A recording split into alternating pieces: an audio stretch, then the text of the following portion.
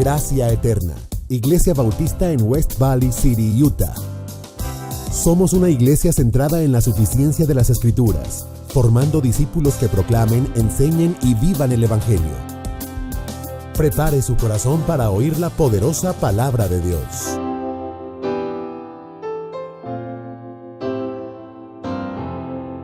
Apocalipsis capítulo 2.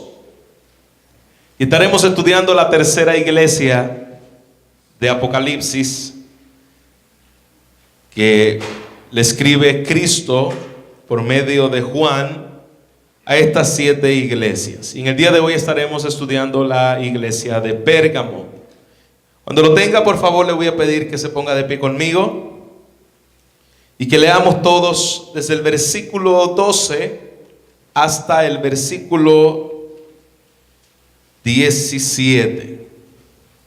Dígame un fuerte amén, hermanos. Amén. Deseosos de que Dios nos hable una vez más. Amén.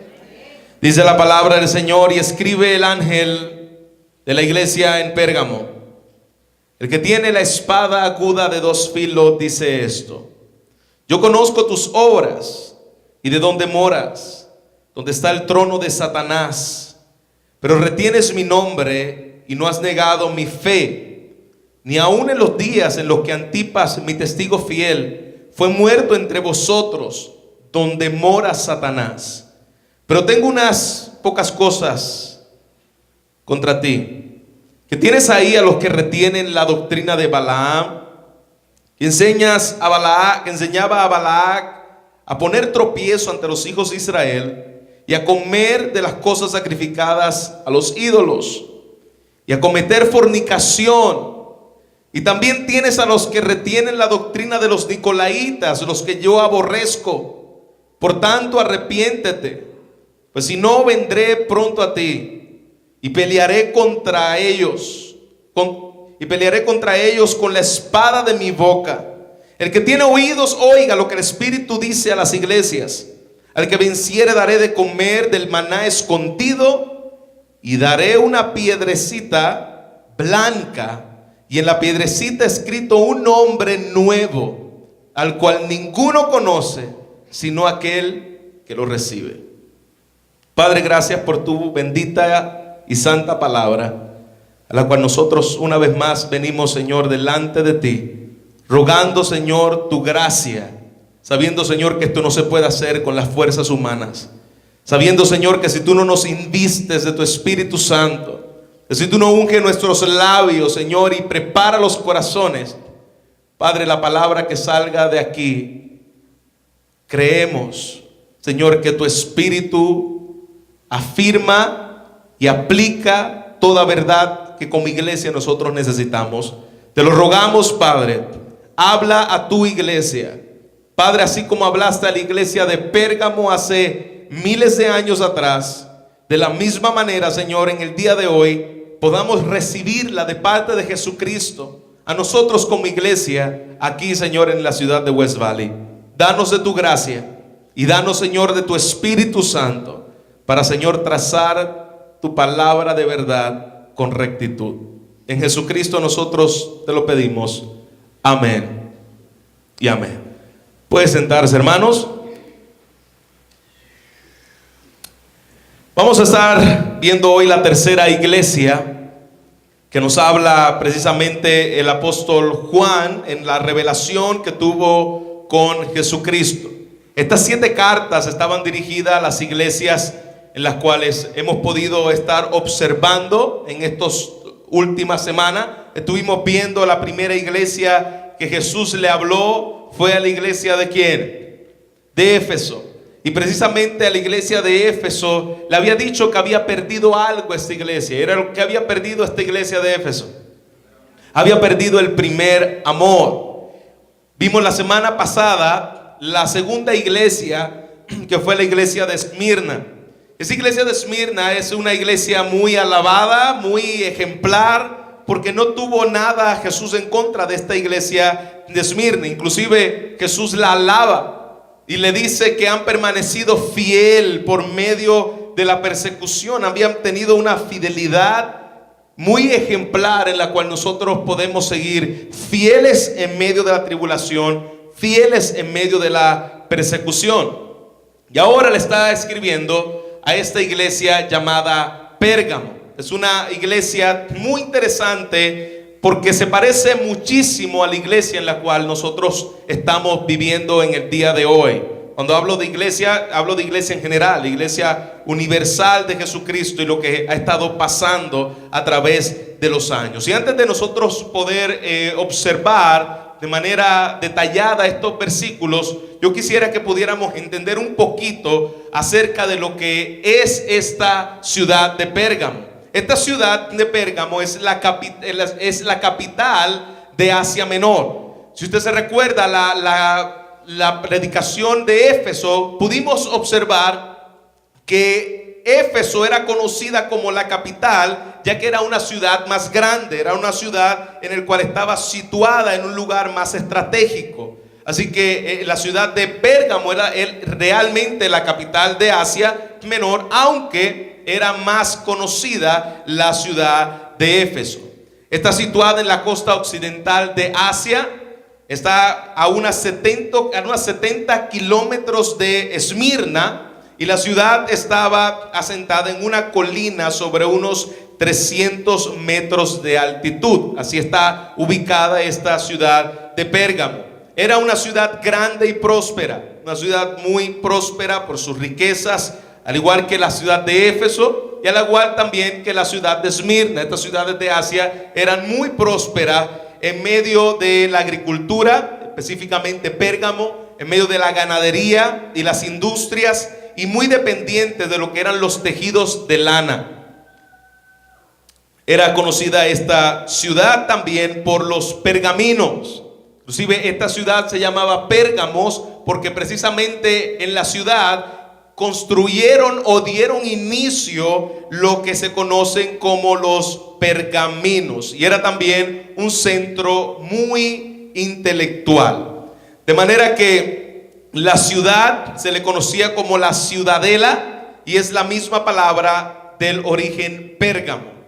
Pérgamo se llamó así por sus famosas bibliotecas, en el cual tenían sobre 200,000 libros en la ciudad, en esta ciudad de Pérgamo. En las bibliotecas tenían sobre 200,000 libros que los reyes de Pérgamo habían fundado allí, y que dio origen a la industria del pergamino.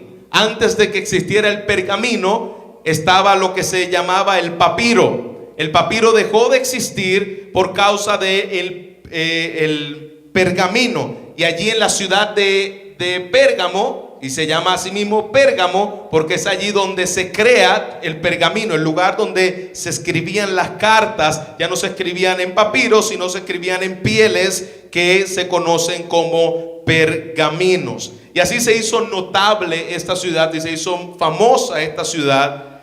Además, también era conocida por los monumentos que tenía esta ciudad.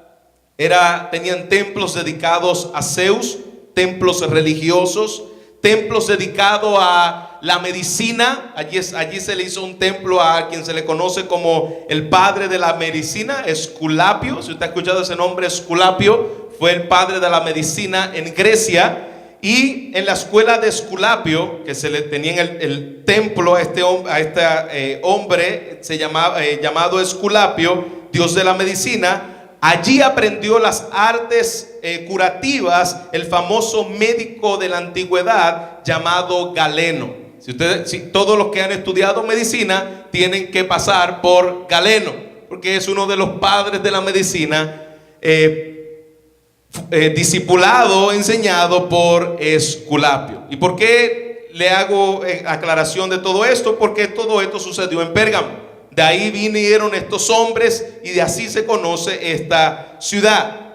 Pérgamo era una ciudad totalmente pagana, era una ciudad idólatra, era una ciudad inmoral, más que cualquiera en toda Asia Menor, inclusive más que Esmirna, que estuvimos viendo la semana pasada. Fue la primera ciudad que se erigió un templo al emperador Augusto, emperador romano. Después Erigieron también templos a Roma, a los emperadores Trajano y Severo. Y se llamaba Severo porque era un hombre muy severo. Y también a la diosa Venus. Ustedes han escuchado esos dioses de mitología griega. Pues ahí estaba fundada en esta iglesia todos estos tipos de altares y templos y estatuas a estos hombres. Sin embargo, allí se levantó una iglesia. No se sabe quién a ciencia cierta fue quien levantó esta iglesia, pero es muy probable que esta carta se entiende que tenía 250 años de fundada cuando se le escribe a el ángel de la iglesia de Pérgamos. No sabemos quién la fundó, como dije, pero se especula que probablemente fueron discípulos enviados de la iglesia de Éfeso que fueron allí a fundar esta iglesia en Pérgamo. La realidad de los creyentes de Pérgamo era sumamente difícil en aquella ciudad, por lo mismo, por causa de la idolatría, por causa del servicio y la adoración y la pleitesía que se le daba a César en aquel lugar, pues precisamente se le hacía difícil a los cristianos seguir predicando la verdad del evangelio. Allí los cristianos eran forzados, eran perseguidos a ofrecer incienso en un centro de adoración al emperador y a decirle Caesar Kurios en griego, que quiere decir César es Señor. Todos los que profesaban fe en Cristo tenían que decir: mi único Señor es Caesar Kurios, César es el Señor. Ese es el contexto donde se encuentra esta iglesia de Pérgamo. Ahora miremos lo que dice el versículo 1 y cómo comienza Dios a hablarle, Jesucristo específicamente, a hablarle a esta iglesia. Y le dice: escribe a la iglesia en Pérgamo, el que tiene la espada de dos filos dice esto. Mire qué interesante. Vamos a estar mirando la encomienda, el saludo, la alabanza, el reproche, el consejo, la advertencia y el llamado y la promesa. Lo que estaremos observando en el día de hoy. Y vamos a comenzar con la encomienda, el saludo y la alabanza. En el versículo 12, Jesús otra vez ordena al apóstol Juan a que le escriba una carta al pastor de la iglesia, al ángel de la iglesia, y le va a decir a este pastor en Pérgamo. Mira cómo se comienza a presentar Jesús, muy distinto a como se había presentado en las otras cartas. Se comienza a presentar al que tiene la espada aguda de dos filos. ¿A qué le suena eso? Cuando Jesús le está hablando y le está diciendo: yo soy el que tengo la espada aguda de dos filos. ¿Cómo se está presentando Jesús ante esta iglesia? Jesús se está presentando precisamente como un juez, aquel que tiene la autoridad de juzgar todas las cosas, el que tiene la espada de dos filos en su mano. ¿Y qué dice la palabra de Dios que hace la espada de Dios, que es el Espíritu Santo? Dice que y la palabra, que esa espada es capaz de discernir las intenciones del corazón, de separar el alma del espíritu, las coyunturas y los tuétanos, los pensamientos del corazón. Entonces podemos ver que Jesús le está diciendo: yo soy el que tengo la autoridad, yo soy el que tengo la espada de dos filos para utilizarla como la utilizaban los romanos. Era un instrumento para matar y era un instrumento para corregir. Jesús le está diciendo: yo soy el que voy a traer corrección, autoridad y juicio. La espada, ¿qué hace la espada cuando corta por los dos lados? Esa era la espada que utilizaban los romanos, porque antes existía la espada de dos filos, de un filo, perdón. Luego el Imperio Romano crea lo que es la espada de dos filos. Tiene filo por las dos partes. Cuestión de que cuando penetre la espada, la doble y pueda cortarle por ambas partes y pueda hacer un trabajo más efectivo en el caso de lo que ellos querían, pues, matar. Esa espada es lo que Jesús le está diciendo: yo soy el que voy a dividir lo falso de lo verdadero. Yo soy el que voy a dividir lo santo de lo profano, la luz de las tinieblas, la verdad de la mentira. Yo soy el que tengo la espada de dos filos en mi mano y voy a llevar a cabo la justicia en medio de la iglesia. Hermanos, si tú ves a alguien aquí que tiene una espada en su mano, ustedes van a estar un poco nerviosos. Pero de que Jesús tenga una espada en su mano y venga a la iglesia y le dice: yo soy el que tengo la espada en mi mano, yo soy el que voy a juzgar, yo soy el que voy a discernir los pensamientos, nosotros deberíamos preocuparnos. Mira lo que sigue diciendo el versículo 13: yo conozco tus obras y sé dónde moras, donde está el trono de Satanás. Mire qué interesante. Le da entonces ahora la alabanza y le da también la encomienda. Le está dando un saludo. Yo sé dónde tú estás, yo conozco bien tus obras, yo sé lo que estás haciendo y tu arduo trabajo. Yo te reconozco, iglesia de Pérgamos, yo sé dónde estás, yo sé dónde tú estás morando. Y mira dónde moraba, mire qué interesante, mira dónde moraba esta iglesia de Pérgamo. Jesús le dice a esta iglesia: si estás en un lugar difícil, es un lugar pagano, es un lugar donde se le rinde culto al emperador, pero no lo deja ahí. Jesús le dice, cosa que no le ha dicho a otra iglesia, me llamó la atención al leer, decir: donde está el trono de Satanás. Escuche bien, Satanás no es un ser omnisciente, omnipotente.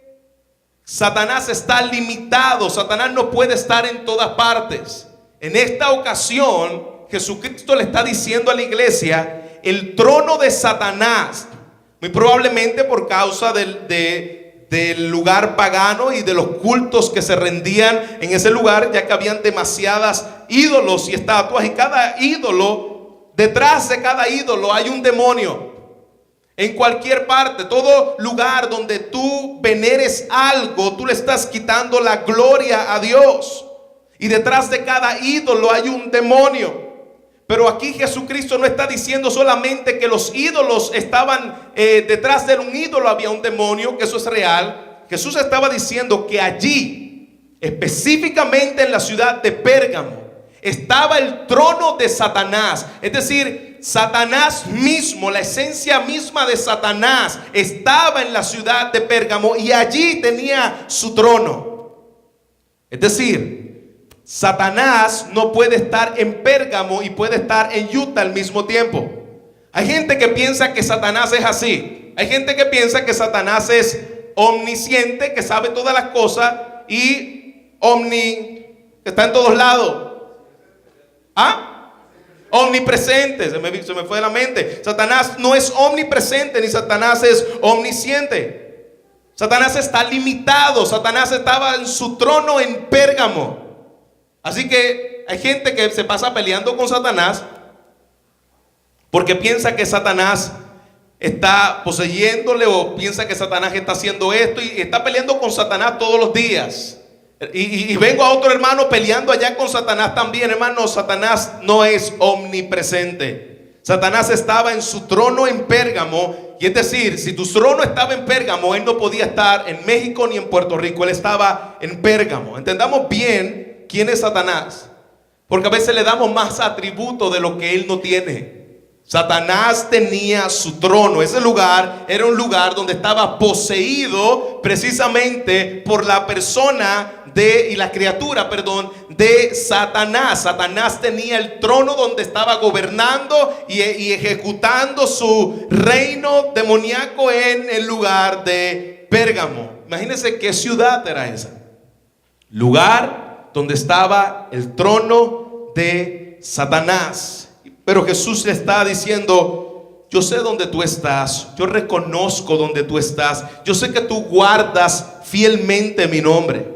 Yo sé que a pesar de que estás en un lugar difícil, en un lugar duro, en un lugar donde hay una opresión real de espíritus, de demonios, tú no has negado mi fe, tú has permanecido firme. Incluso, mira lo que le está diciendo Jesús aquí en su palabra. En los días de Antipas, se cree que Antipas fue uno de los pastores de la iglesia de Pérgamo. Y se cree que Antipas fue quemado. Antipas lo metieron en un becerro de oro y lo quemaron dentro de ese becerro de oro. Fue un mártir y un testigo fiel, este hombre llamado Antipas. A pesar de que la iglesia estaba en un lugar tan hostil, en un lugar tan difícil, en un lugar tan perseguido, allí habían hombres fieles. Allí habían hombres que guardaban la palabra de Dios con integridad. Ya hemos visto el saludo, pero ahora ya hemos visto la encomienda, la alabanza, y ahora vamos a mirar el reproche de Jesús a la iglesia de Pérgamo. Mira lo que le continúa diciendo el Señor. En el versículo 14 dice: pero, otra vez, aquí se encontró un pero en esta iglesia, se encontró un pero que no se encontró en Esmirna y que sí se encontró en Éfeso. Pero tengo unas pocas cosas contra ti. Por lo menos son pocas, ¿no? Menos mal. Con una es suficiente para que nosotros temblemos. Pero está diciendo: yo tengo unas pocas cosas contra ti. Y que tienes ahí, mira lo que Jesús tenía contra esta iglesia. Tú tienes ahí a los que retienen la doctrina de Balaam, y que enseñaba a Balac a poner tropiezo en Israel, y a comer cosas sacrificadas a los ídolos, y a cometer fornicación. Al tú leer esto, tú puedes decir: bueno, era una iglesia tremenda, era una iglesia aparentemente fiel a Cristo, se mantenían firmes en medio de la persecución, pero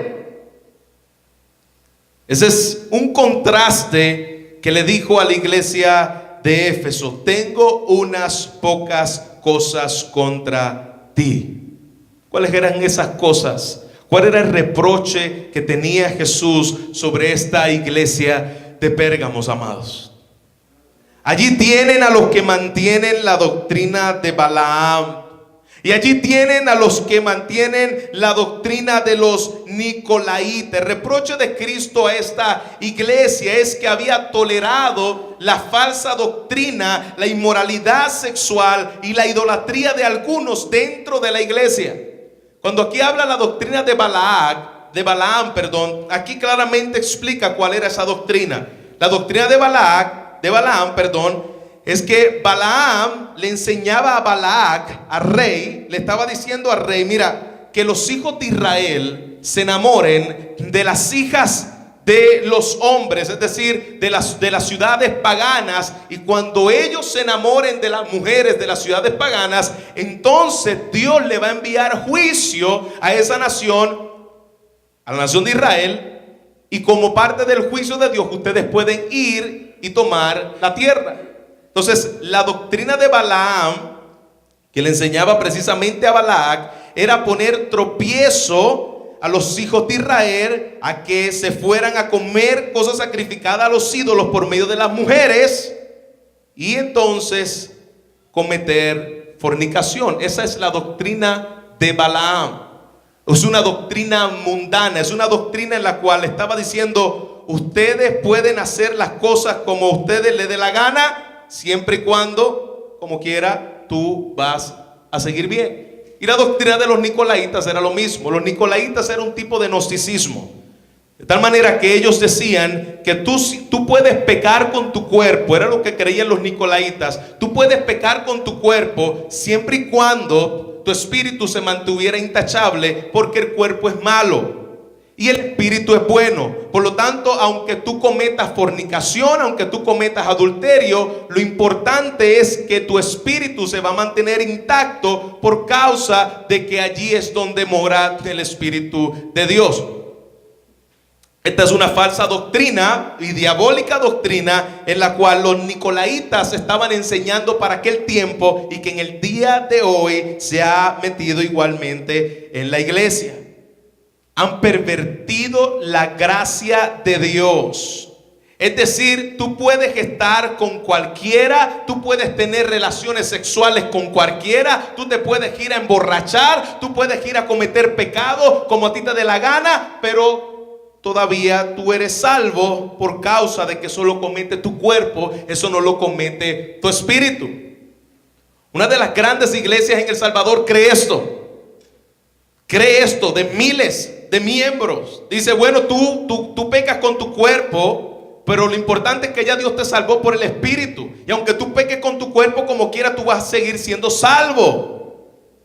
Esto es una gran mentira que estaba tolerando la iglesia de Pérgamo. Estaba dejando que entrara esta doctrina de los nicolaitas y la doctrina de Balaam en medio de la iglesia.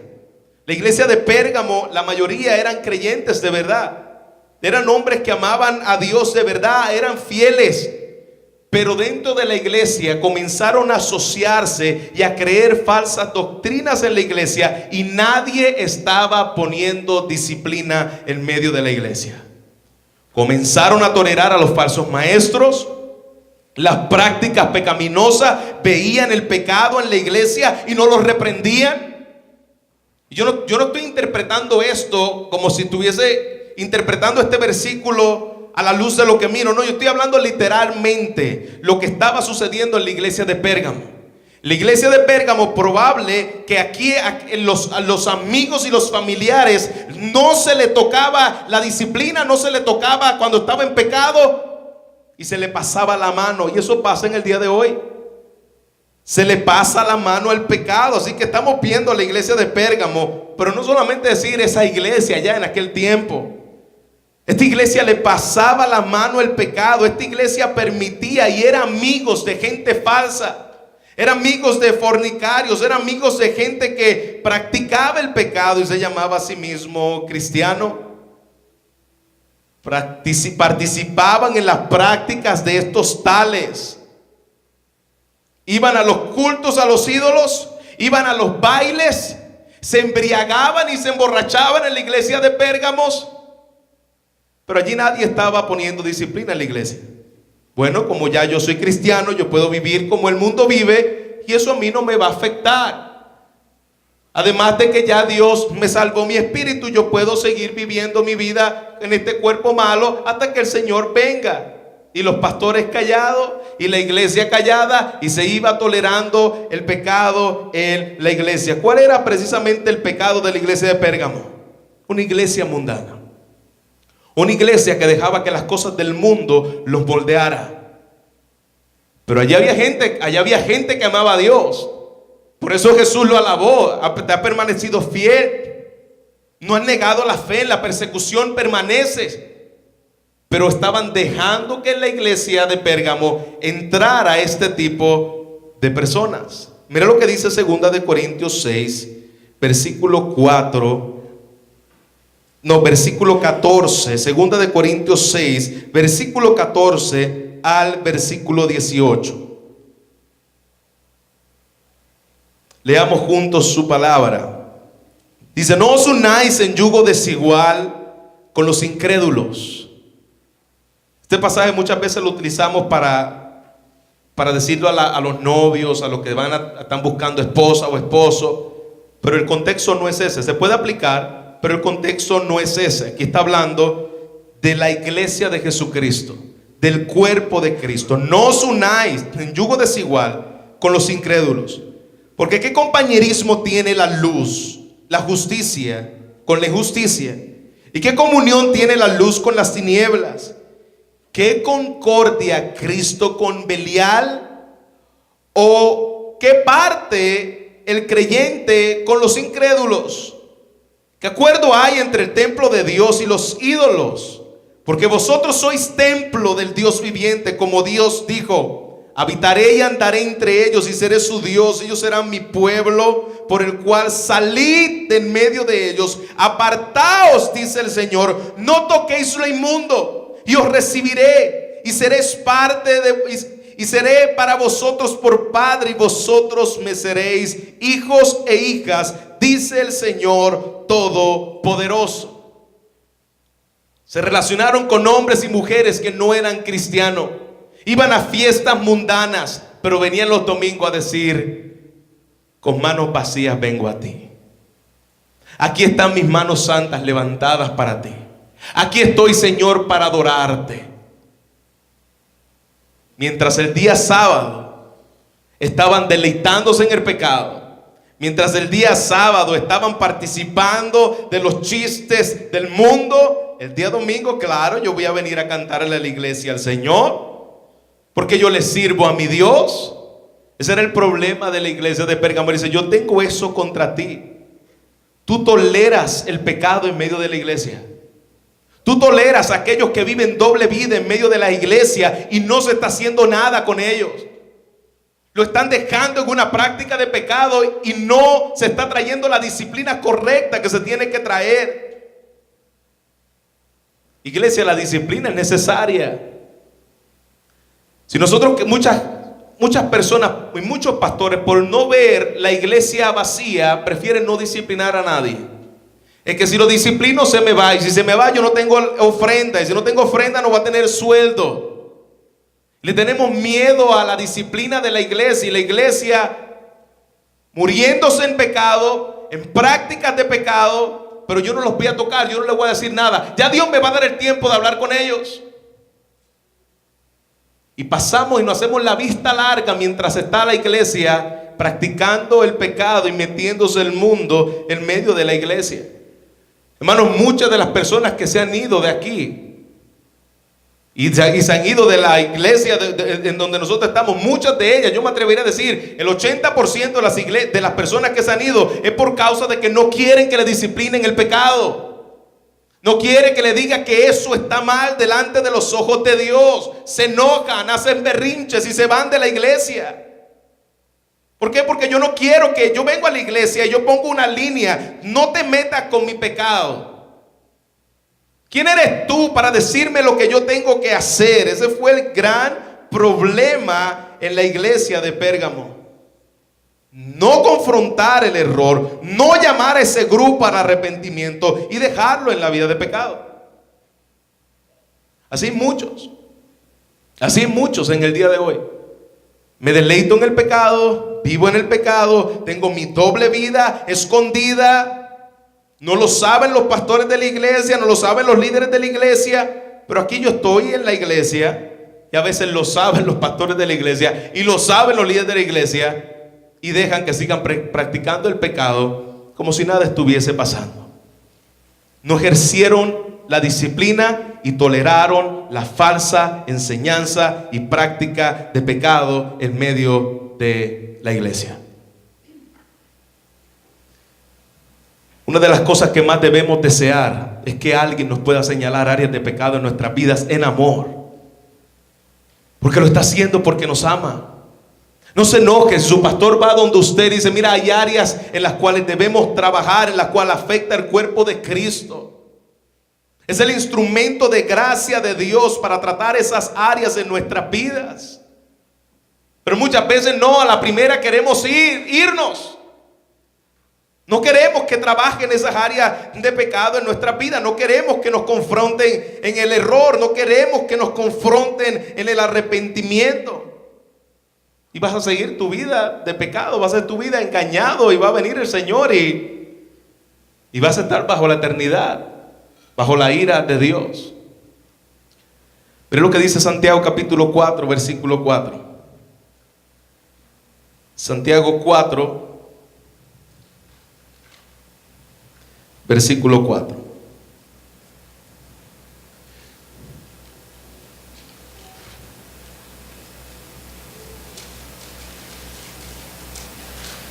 Dice su palabra: oh almas adúlteras, ¿no sabéis que la amistad del mundo es enemistad contra Dios?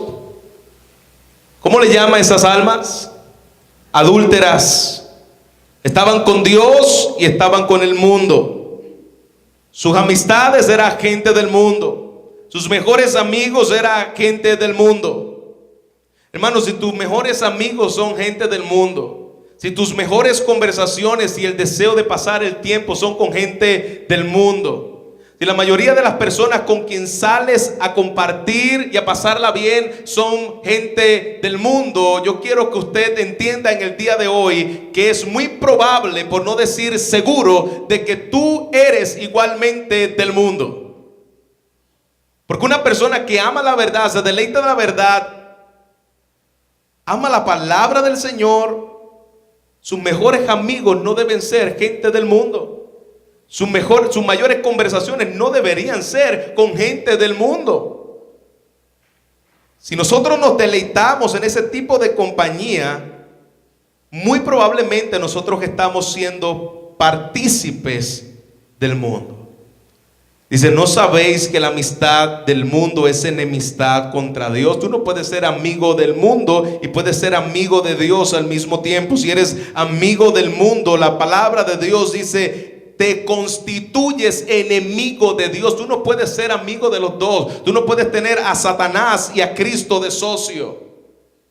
O le sirves a Satanás o le sirves a Cristo. Dice, cualquiera pues que quiere ser amigo del mundo se constituye enemigo de Dios.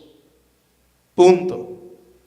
Cualquiera que quiera ser amigo del mundo se constituye enemigo de Dios. Si tú eres amigo del mundo y tú te deleitas en el mundo y ahí está su satisfacción en el mundo, tú eres enemigo de Dios. Tú te has puesto de frente a Dios y le has dicho, yo soy tu enemigo, aunque no lo hagas físicamente.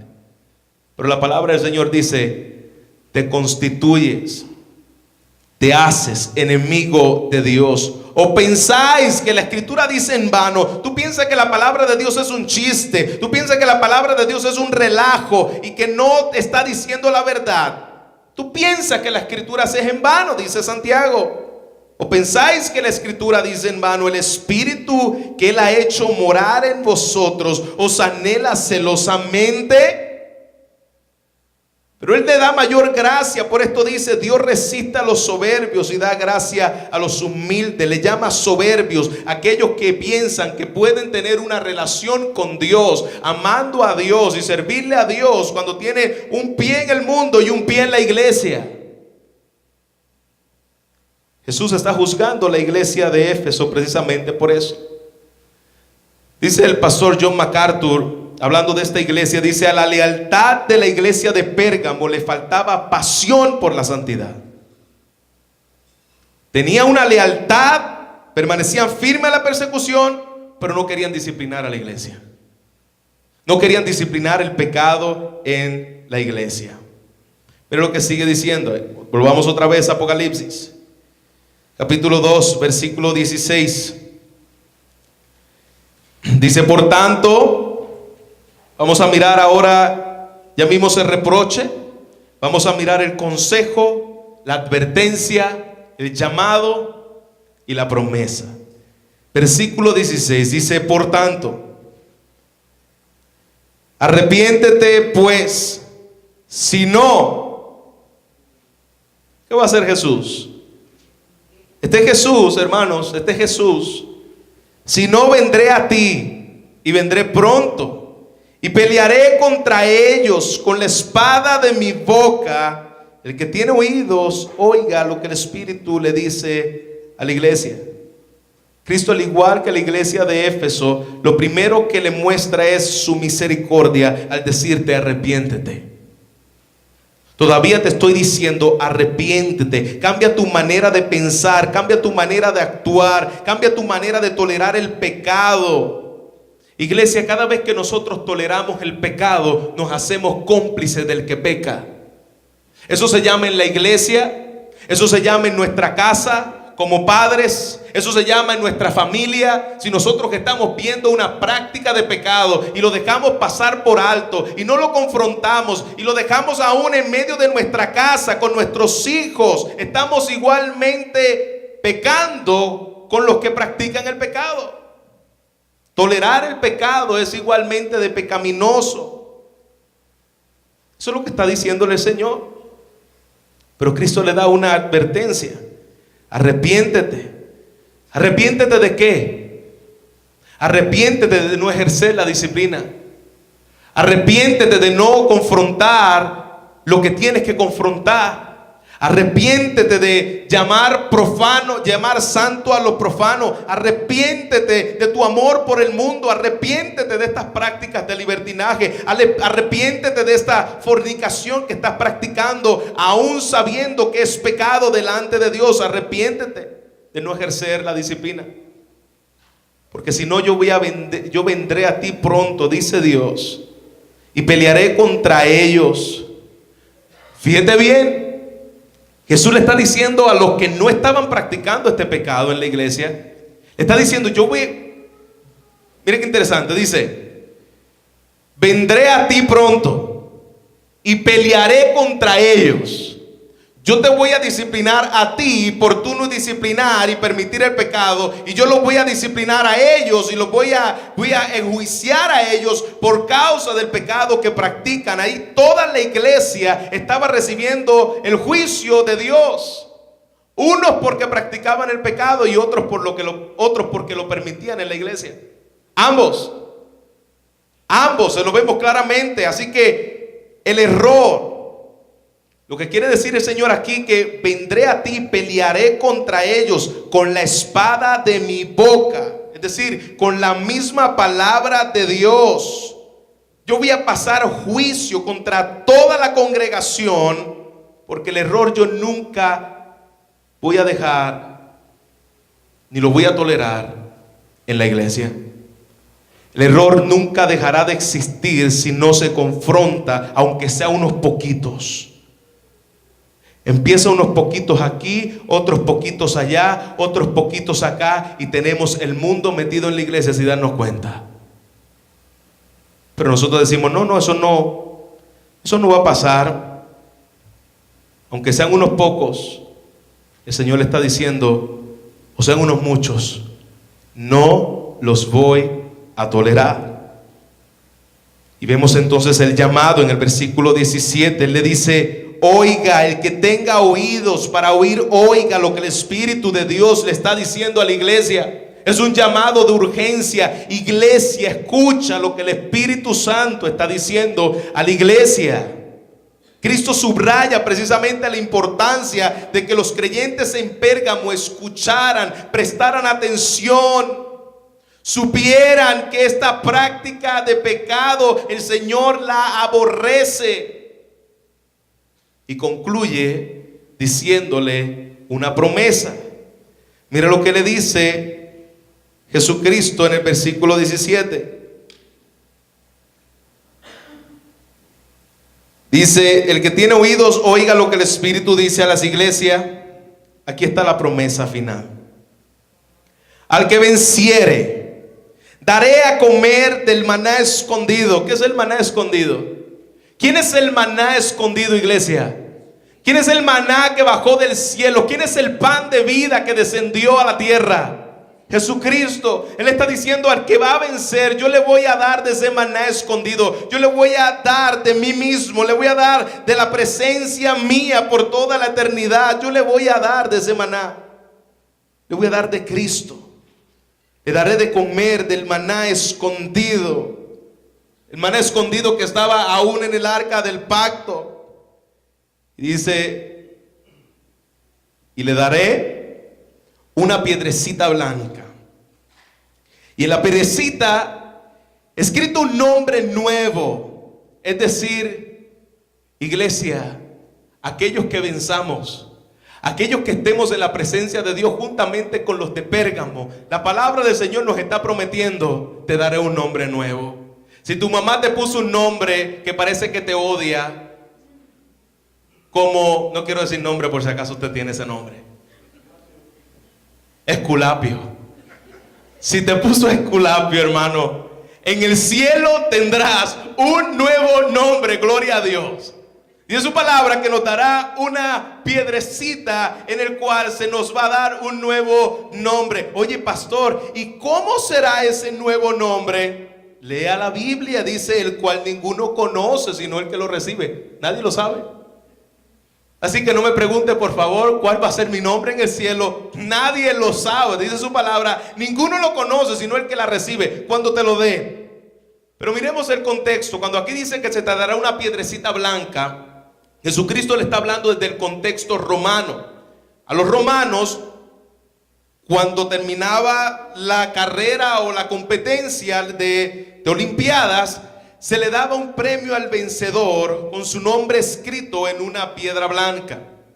Y eso es lo que está Jesucristo diciéndole. De igual manera que terminaban las carreras aquellos en las olimpiadas en Roma, y se le daba una piedra blanca con su nombre escrito como parte de la costumbre romana, que ellos podían entender eso. De la misma manera, el día en el cual estemos en la presencia del Señor, dice su palabra, se me va a dar una piedrecita blanca.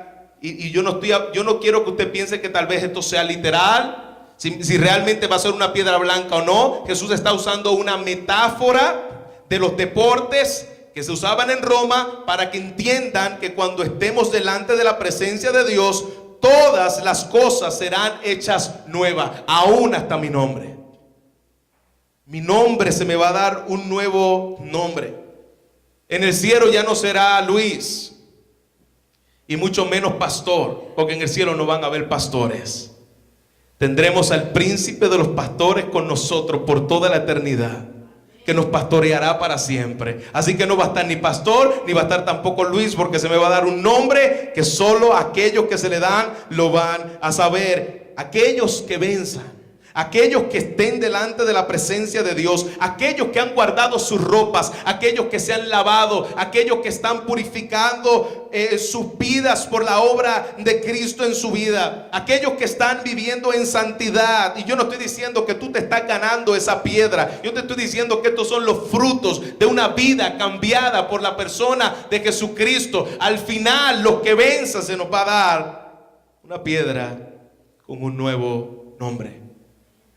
La pregunta que tendríamos que hacernos en el día de hoy es: ¿cederemos a la persecución?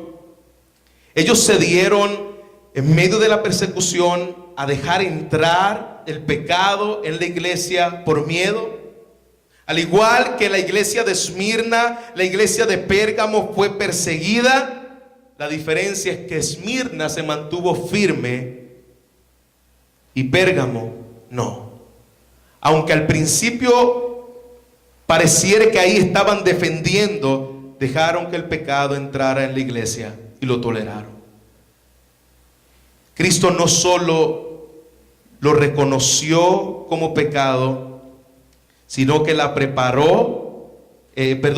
Hablando de la piedra, Cristo no solo reconoció su nombre, sino que la preparó para los que vendría.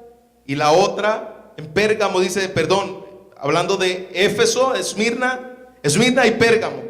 Cristo no solo reconoció esto en la iglesia de Esmirna, sino también que lo miramos en la otra, en Pérgamo, donde cede ante la misma persecución, y Cristo le llama al arrepentimiento.